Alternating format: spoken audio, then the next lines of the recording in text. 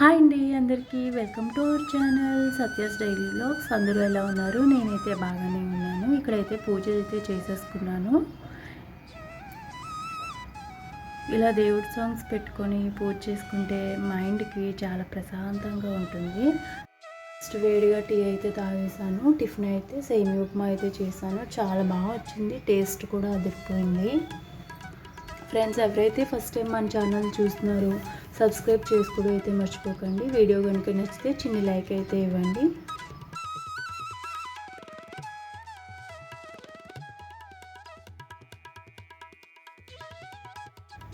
ఇక్కడ బోర్డు దేవుడికి పెట్టిన బెల్లం ముక్క అయితే అక్కడ గోడ మీద పెట్టాను.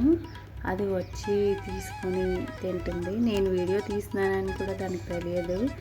నాకు ఇలాంటివి క్యాప్చర్ చేయడం అంటే ఇష్టం. మీలో ఎంతమందికి ఇష్టమో కామెంట్ చేయండి.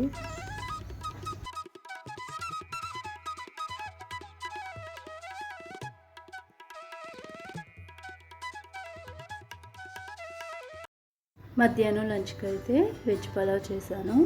బఠానీ, మిల్ మేకరు, బంగాళదుంప, టమాటో ఇవన్నీ వేసి చేశాను.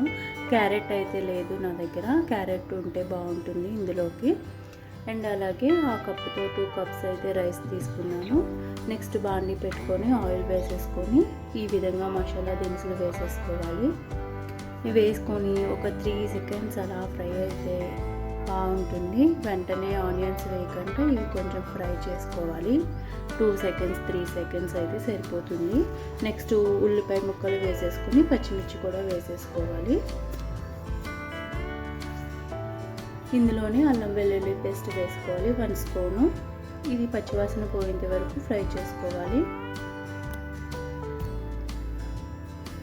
ఇందులో మనం ముక్కలుగా కట్ చేసి పెట్టుకున్న బంగాళదుంపలు, బఠానీలు, మిల్ మేకరు, టమాటా ముక్కలు ఇవన్నీ వేసేసుకొని ఫ్రై చేసుకోవాలి. ఫ్రెండ్స్, ఎవరైతే ఫస్ట్ టైం మన ఛానల్ చూస్తున్నారో సబ్స్క్రైబ్ చేసుకోవడం అయితే మర్చిపోకండి. వీడియో నచ్చితే కనుక ఒక చిన్న లైక్ అయితే ఇవ్వండి.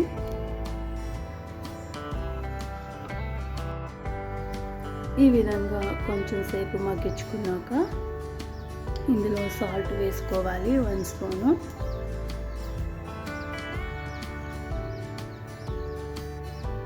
సాల్ట్ వేసుకొని ఒకసారి కలిపేసుకోవాలి.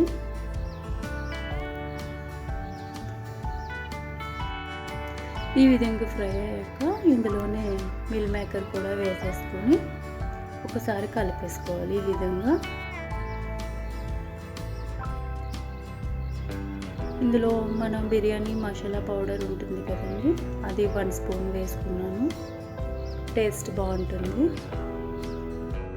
ఈ విధంగా ఒకసారి కలిపేసుకొని మనం ఏ కప్పుతో అయితే రైస్ తీసుకున్నామో ఆ కప్పుతో 3 కప్పుల వాటర్ అయితే వేసుకున్నాను. నేను 2 కప్స్ రైస్ అయితే తీసుకున్నాను. సో కప్పుకి కప్పున్నర వాటర్ వేయాలన్నమాట. అయితే 3 కప్స్ వాటర్ వేసి ఒకసారి ఈ విధంగా కలిపేసుకున్నాక కొత్తిమీర కూడా యాడ్ చేసుకోవాలి. పుదీనా, కొత్తిమీర వేసుకొని కలిపేసుకొని మూత పెట్టేసుకోవాలి.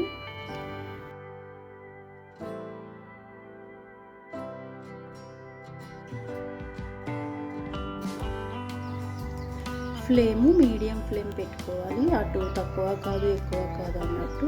వెజ్ పులావ్ అయితే రెడీ అయిపోయింది. చూసారా ఎంత కలర్ఫుల్గా ఉందో.